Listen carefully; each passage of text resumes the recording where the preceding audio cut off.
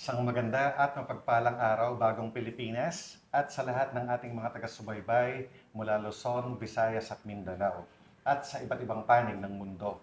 Ako po ang inyong tagapag-ugnay, NUP Loreto Bonifacio Concepcion. At samahan niyo po kaming muli sa isa na ng mga edisyon ng ating programang Straight from Team PNP Facebook Live dito sa Police News Network. Mapalad po tayo ngayong araw dahil makakasama nating live dito sa studio si Ms. Cherry May Ocampo, ang reigning Mrs. Philippines International at isa sa esteemed awardees ng Laguna Excellence 2025. At kasama po niya si Mr. Aris Concepcion ng Laguna Excellence Awards 2025 Board Committee. Pwedeng bumati po muna kayo sa ating mga manonood, Sir Ma'am.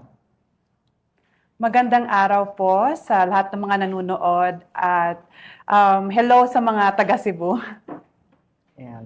Magandang araw po sa inyo. Ako po si Aris Concepcion from Laguna Excellence Awards. Binabati ko po ang lahat ng mga manonood po dito sa Straight from the Team PNP.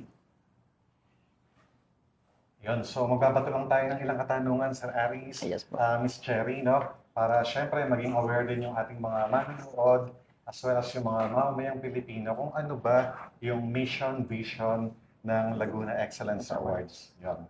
So for the first question, ayun. Pero syempre, congratulations in advance sa lahat ng pamunuan ng Laguna Excellence 2025 Awards to be held po ngayong August 24 na 2025, this coming Sunday na po yun. Sa SEDA, it's in Santa Rosa, Sir Aris, no? Yes po, sa San Valley po. It will be in SEDA, Santa Rosa, Laguna, sa Mainu Valley po.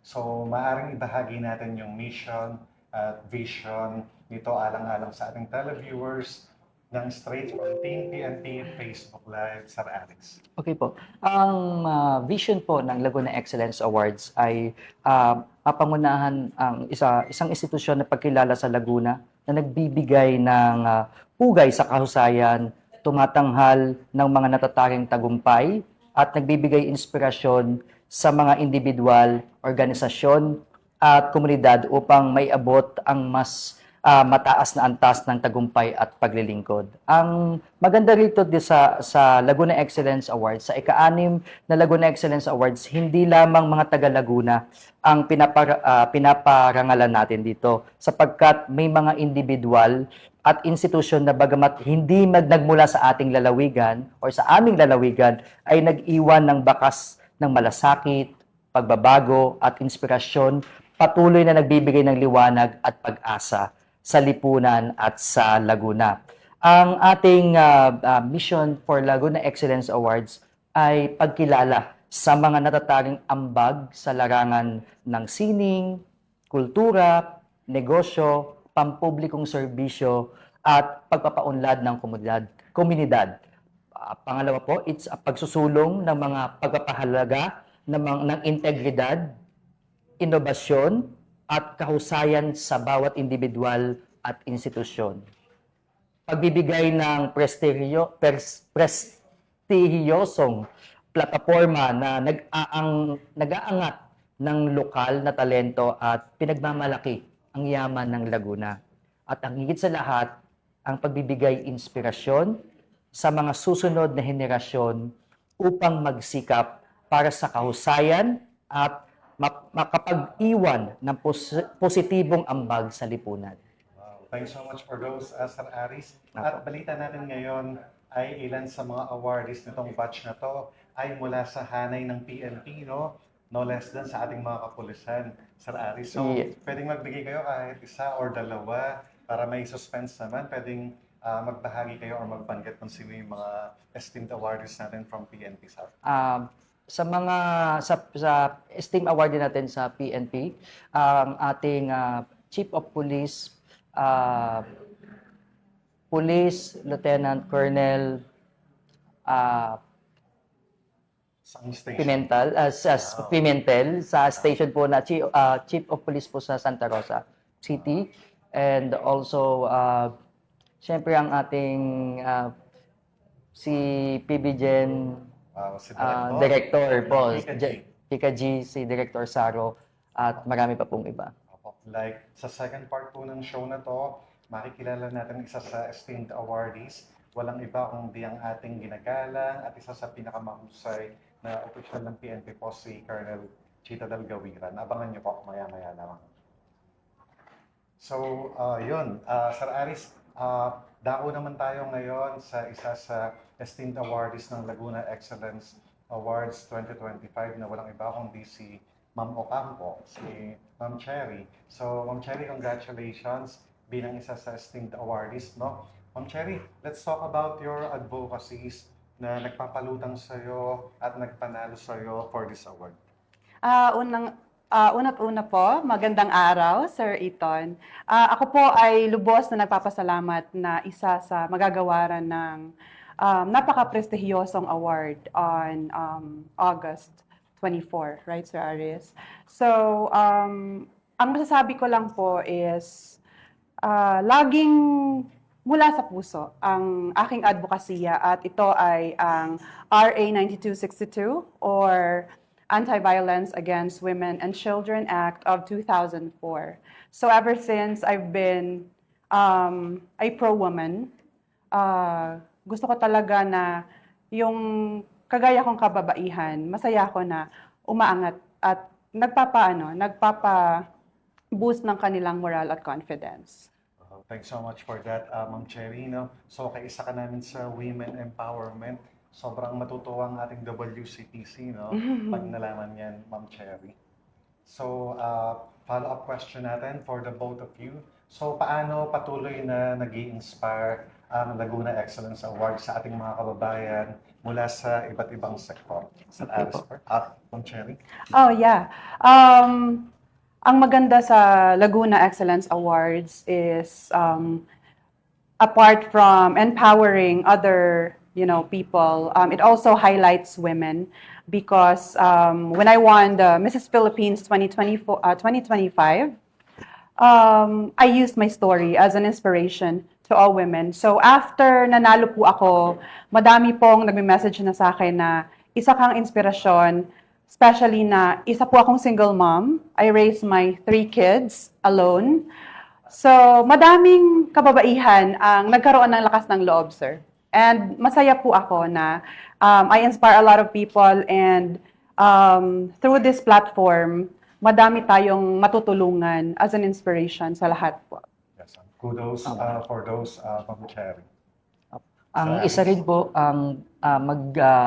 kwento lang ko ng konting-konti lang about Laguna Excellence, paano siya nag-start. Actually, nag-start po siya talaga more on nasa entertainment po and nasa aming sa Laguna po, sa mga LGUs ng Laguna dahil from 2019.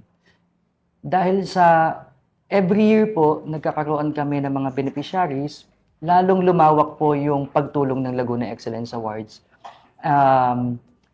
Nagkaroon na rin po kami ng mga iba't ibang sektor ng mga list of awardees, iba't ibang sector po. Meron tayo sa education, meron tayo sa medical field, humanitarian services, and ang mga beneficiaries natin ngayon na dati nung una ay mga senior citizen. Ngayon po ang mga awardees, ang mga beneficiaries natin, mga batang may hydrocephalus, critical illness, mga may batang may HIV, na tinutulungan din po ng mga bawat awardees at also ng Laguna Excellence Awards. So, mas lalong nagkakaroon ng lalim, no, yung isang award-giving body when we have recipients. Yes po. Thank you for those advocacy din syempre, taka yung mga napili niyong nangangailangang recipients. So, ayun, mula sa inyo, pwedeng mag-mention kayo kung sino para sa inyo, Sir Aris, Ma'am Cherry, yung natatandaan nyo na pinakatumatak among this present batch ng awardee ng Laguna Excellence Awards. Ma'am Cherry, ikaw, fellow awardee, sino sa tingin mo yung yun? Fellow Yung isa sa mga awardees. Siguro yung one of the queens, si Queen Doc Evangeline May Castillo. Of course, she's a doctor, so she helps a lot of, people, and I really admire her as well because she's really, very nice at the same time, mabait talaga at willing to help, everyone who needs her. Si Doktora. Yes. What about si Sir Sir, Aris? actually po lahat po talaga sila tumatak talaga sa amin since I'm part of the board and the committee. Talagang tiningnan po namin yung kanilang mga background at talagang tumutulong po talaga with all of them other hearts po. Ang tumatak po siguro ngayon po yung mag-asawa na may-ari na CEO ng Bebelog Japan Surplus and Local Products kasi nakita po namin sa kanila kung paano sila nag-step from rags to riches po. At until now po, tumutulong po talaga sila sa lahat ng mga nangangailangan sa kanilang community. At higit sa lahat, yung mga batang, tuwing every June po, nagkakaroon sila ng parang gift giving, yung mga bags po, para sa mga almost siguro mga 2,000 to 5,000 students na sa aming lugar po dito sa, not only from dito sa Calamba, Cabuyao, but the whole po ng Laguna po. So yun po yung tumatak sa akin. And now, marami pa po ako nakikitang talagang sobrang mag-inspire not only for giving but also yung kanilang story, yun po, and also yung kanilang mga position and credentials po. So, paano minomotivate ng Laguna Excellence Awards yung ating mga kababayang Filipino, maging ang mga organisasyon upang mas magpursige sila sa kanilang napiling larangan? Sir Aris first. Okay. Unang-una po sa lahat, pumipili tayo ng mga recipients ng Laguna Excellence Awards na makakapag-inspire po talaga.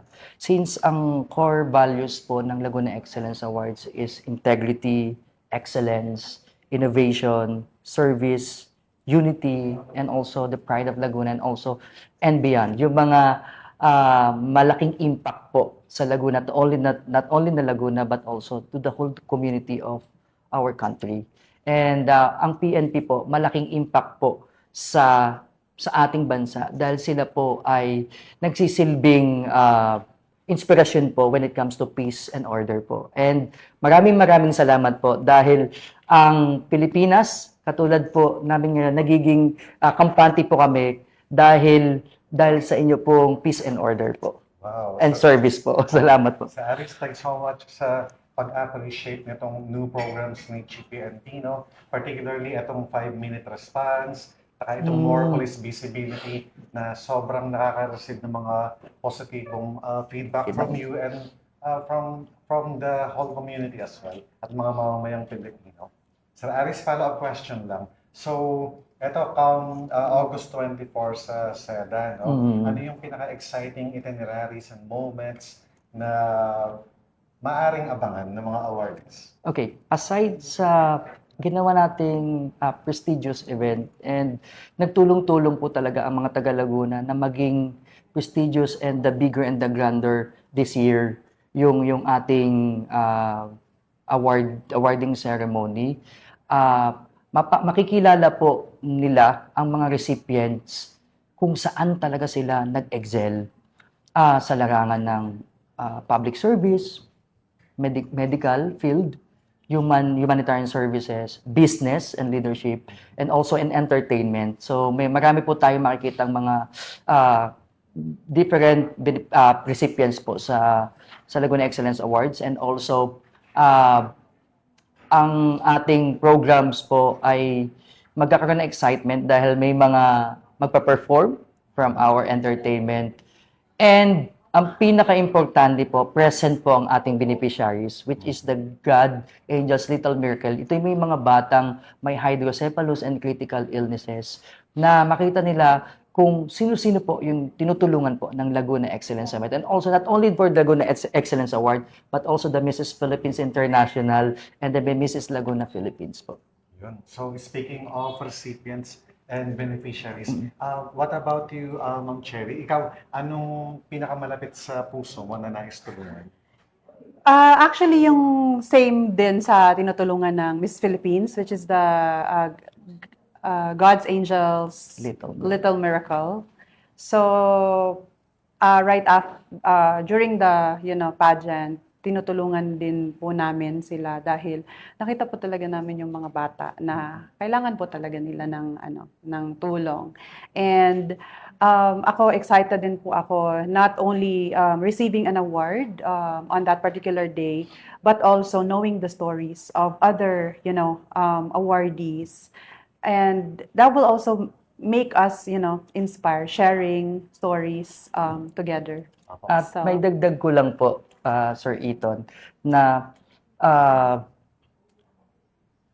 meron tayong mga awardees ngayon na hindi lang sa mga bata at sa mga tao. Ngayon, mayroon tayong advocate about animal welfare, katulad niyo po. And talagang naano po kami, na-touch po kami dahil marami po talagang mga pets like dogs na talaga pong napapabayaan ng mga kanilang mga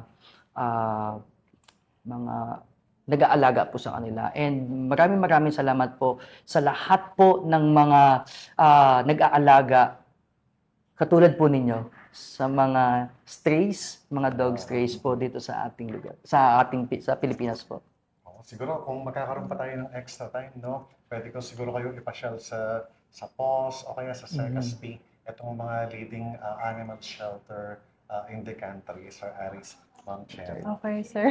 So, sobrang bilis ng oras. So, parting words na po tayo. Sir Aris, Miss Cherry, sa ating mga kababayan at sa mga manonood nitong straight from Team PNP Facebook Live. Anything na nakalimutan natin, Ma'am Cherry? I just want to say thank you to Team PNP, particularly sa Police News Network for having me here, as well as I'm representing the entire Mrs. Philippines International Organization. And again, nagpapasalamat ako sa Laguna Excellence Awards for the recognition of all my efforts in helping others. Sir Aris, excite natin sila this coming Sunday. Ano ba yung kailangan nilang gawin? Suotin? At anong oras ba sila dapat dumating dun sa venue? Okay po. Before po ako mag-announce about August 24, I would like to say thank you, Miss Cherry May. Actually, straight from here po talaga siya, from Cebu. From the Opo. airport. Opo. And medyo hindi pa maganda po yung panahon natin. Pero maraming salamat po for receiving your award personally My honor, po. sir. Opo. Maraming salamat. And of course, in behalf of Mrs. Philippines International, Mrs. Laguna Philippines, and Laguna Excellence Awards, marami po tayong abangan on August 24. Red carpet starts at 4 p.m. and then we will start at 4:45. So may konting ano muna tayo, parang cocktail muna tayo, and also meron tayong mga booth doon na talagang ma-enjoy nyo po ang mga gawang Laguna, and also our mga company brand po na i-share po ng ating mga awardees. And also po, mag-start po siya and it will end at 9 p.m. At gagawin, our governor and also the LGUs are all present there po. At excited po ang buong Laguna Excellence Awards na pupunta po ang Team PNN ng PICA-G. Maraming salamat po sa inyo. And magkita-kita po tayo on Sunday po, August 24 at the Grand Ballroom of Seda Hotel Nuvali, Santa Rosa City. So, thanks so much, Sir Aris Concepcion and Sir Ma'am Ethan, Cherry. thank you so much. At maraming salamat dahil dalawa po sa esteemed awards natin ngayong batch na ito, ang Police News Network at walang iba kundi ang Police at Your Service. Dalawa po sa TV programs ng PNP po. So muli, maraming salamat, Sir Aris Concepcion at Ma'am Cherry Ocampo sa inyong mga oras at pagbabahagi.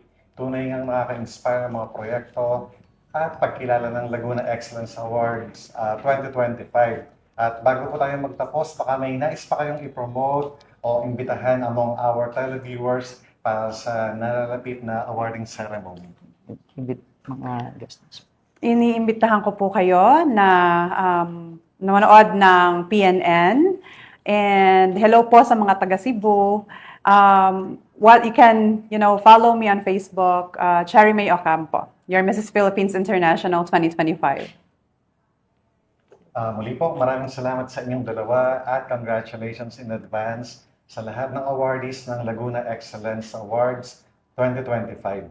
Mula dito sa tanggapan ng tagapag-ugnay ng Pambansang Pulisya, ako po si NUT Loreto Bonifacio Concepcion. Magkita-kita po tayong muli para sa susunod na kwentuhan, talakayan at napapanahong impormasyon. At sa mga mahal naming kababayan, huwag na kayong maghanap ng pulis sa presinto sapagkat sila po ay nasa inyong mga telepono. Tumawag lamang sa 911 at darating sila sa loob ng 5 minuto. Dahil dito sa Bagong Pilipinas, ang gusto ng pulis, ligtas ka.